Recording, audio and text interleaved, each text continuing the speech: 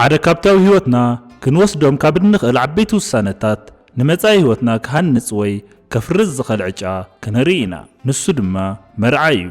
ብዙሕ ግዜ ኣብ ማሕበረሰብና ሰባት ክሳብ መዓዝ ኢኻ በይንኻ ትነብር፣ ዕድመኻ ይኸይድ ኣሎ ወይ መዓስ ኢና ናትካ ቪድዮ ክንርኢ ዝብሉ ጸቕጥታት የጋጥሞም እዩ። መብዛሕትኡ ሰብ መርዓ ከም ሓደ ኣብ ህይወት ክምላእ ዘለዎ ናይ ግዴታ መድረኽ ወይ ናይ ዕድመ ግዴታ ገይሩ እዩ ዝርእዮ። ግን ሓሲብኩምሉ ዶ ትፈልጡ?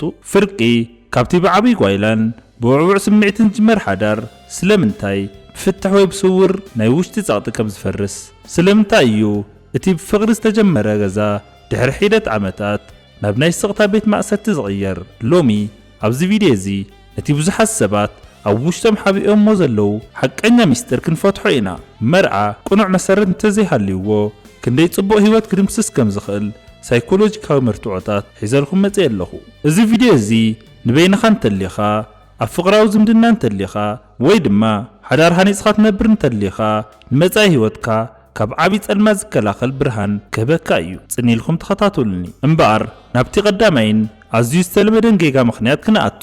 ንሱ ድማ በይነ ስለ ዝሰልችየኒ ጽምዋይን ምቅናስ ክምርዖ ኣለኒ ኢልካ ምሕሳብ እዩ። ብዙሕ ግዜ ምሸት ናብ ገዛኻ ክትምለስ ከለኻ ሰብ ዘይብሉ ዝሑል ክፍሊ ክጽበየካ ከሎ ወይ መሓዙትኻ ኩሎም መጻምቶም ሒዞም ክዘናግዑ ከለዉ ኣብ ውሽጥኻ ዓብይ ናይ በይንነትን ጽምዋን ስምዒት ይፍጠር።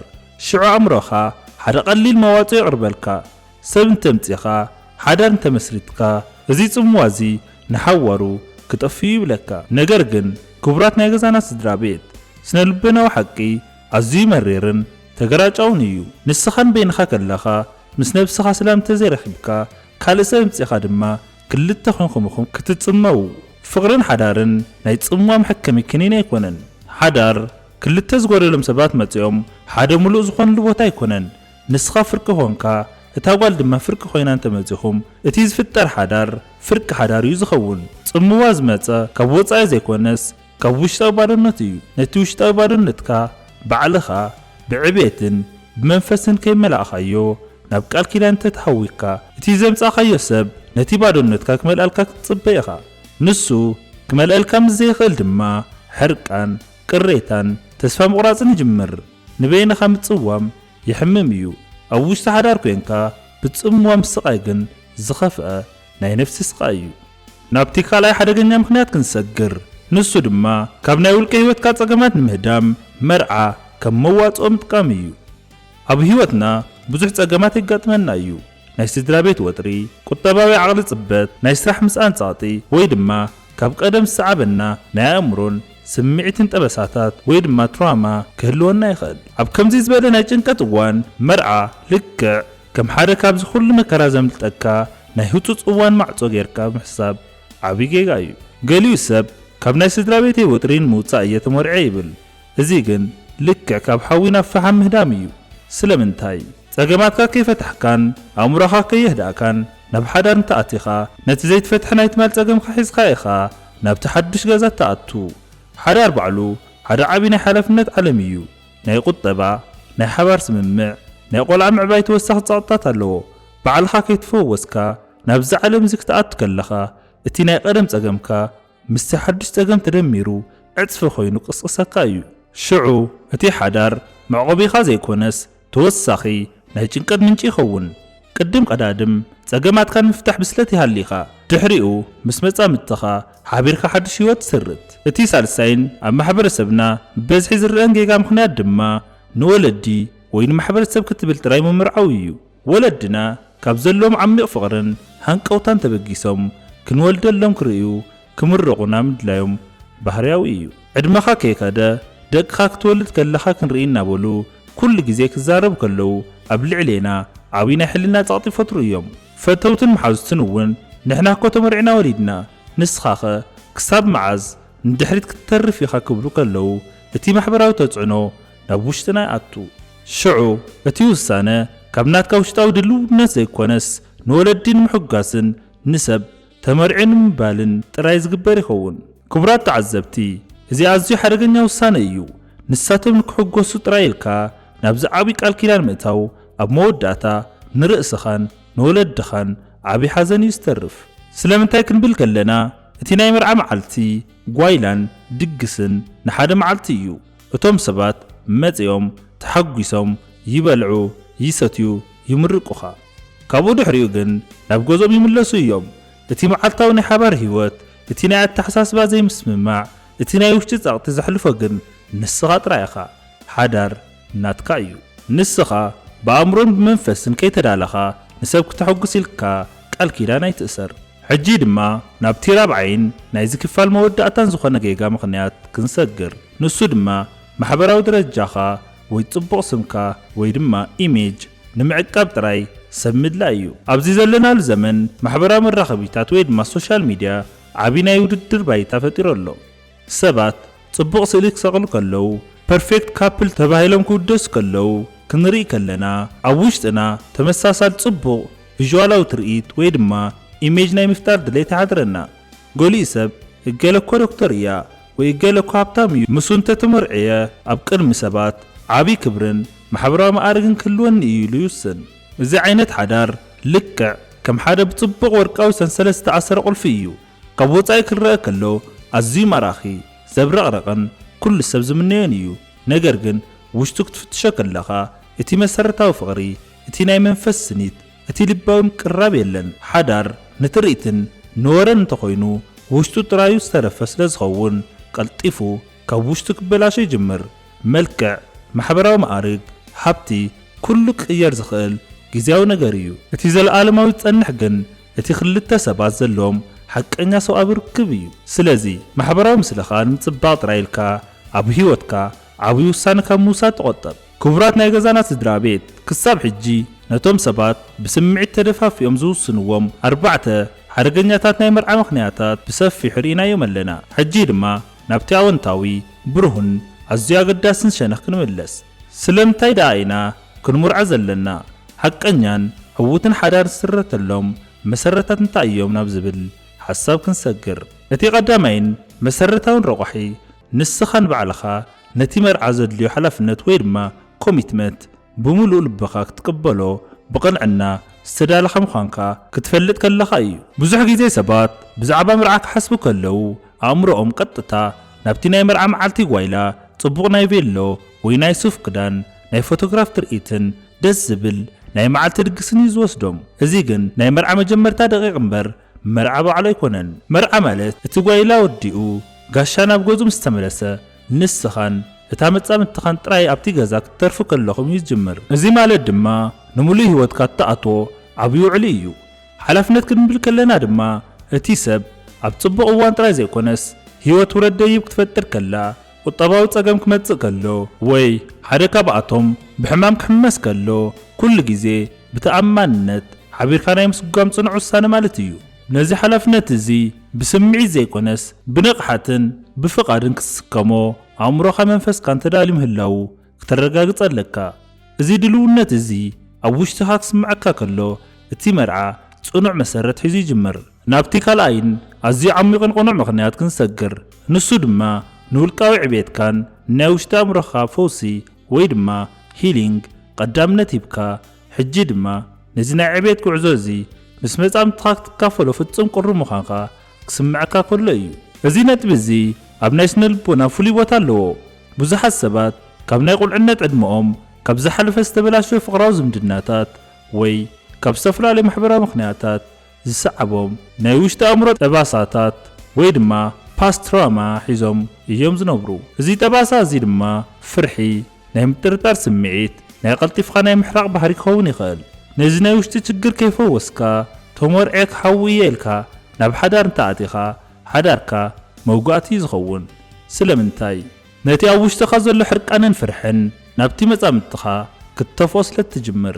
ቅድም ቀዳድም ባዕልኻ ተዓብየለካ፣ ንነፍስኻ ክተፍቅራ፣ ካብቲ ናይቲ ማልቅምን ፍርሕን ክትነጽህ፣ ብስነ ልቦና ሙሉእ ክትከውን ኣለካ።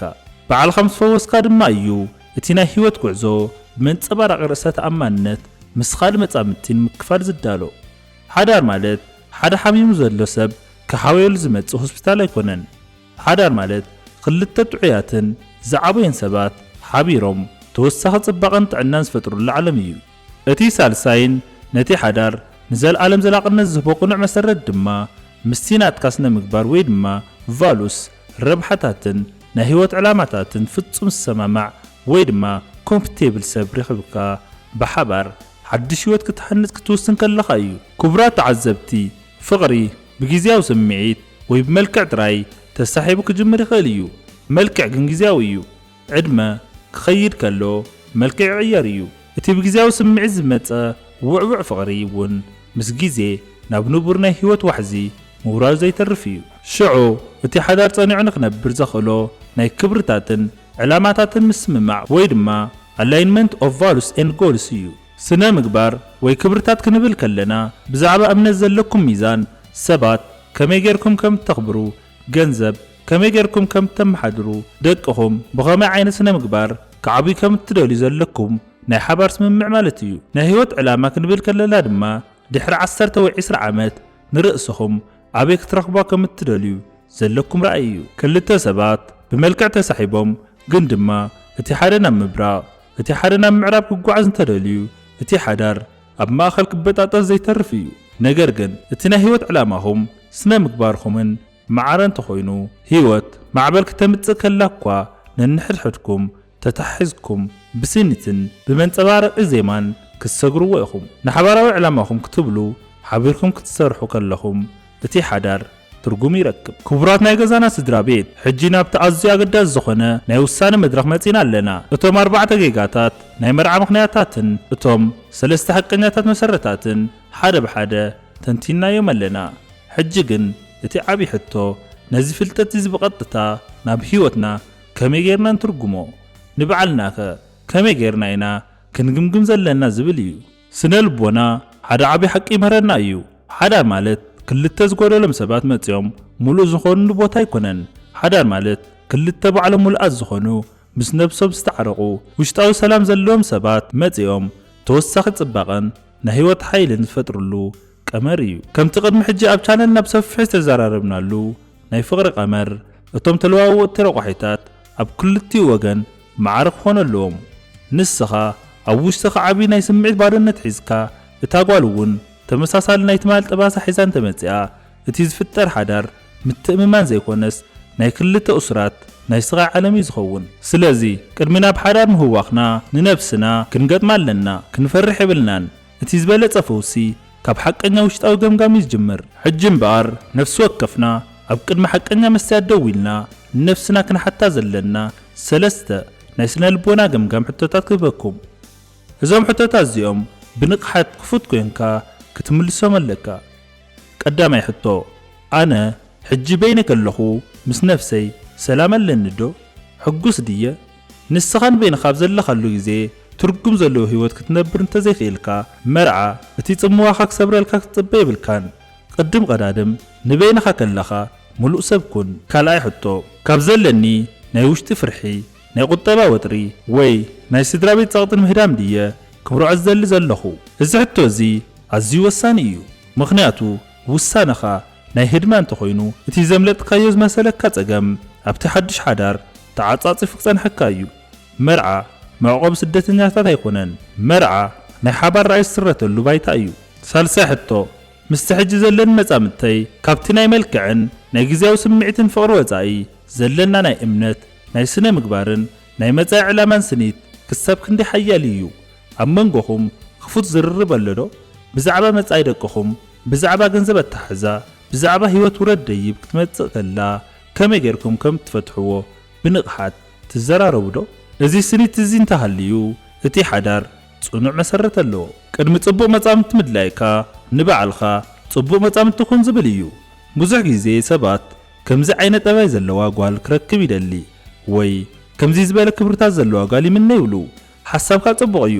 ነገር ግን ንስኻኸ ነቲ ትምንዮ ዘለኻ ሰብ ክትምጥን ትኽእል ዶ? ንስኻኸ ክሳብ ክንደኢኻ ንሓላፍነት ብቑዕ ኾንካ ዘለኻ? እቲ መፍትሕ ኣብ ክንዲ ናብ ወጻኢ ጥራይ ተማዕዱ ኣንፈትካ ናብ ውሽጢ ነብስኻ ምምላስ እዩ። ውልቃዊ ዕብየትካ ፈውስ፣ ንነብስኻ ዕብያ። መጻሕፍቲ አንብብ፣ ስነ ልቦናዊ ብስለት ይሃሊኻ። ካብ ናይ ትማል ሕርቃንን ቂምን ንጻህ።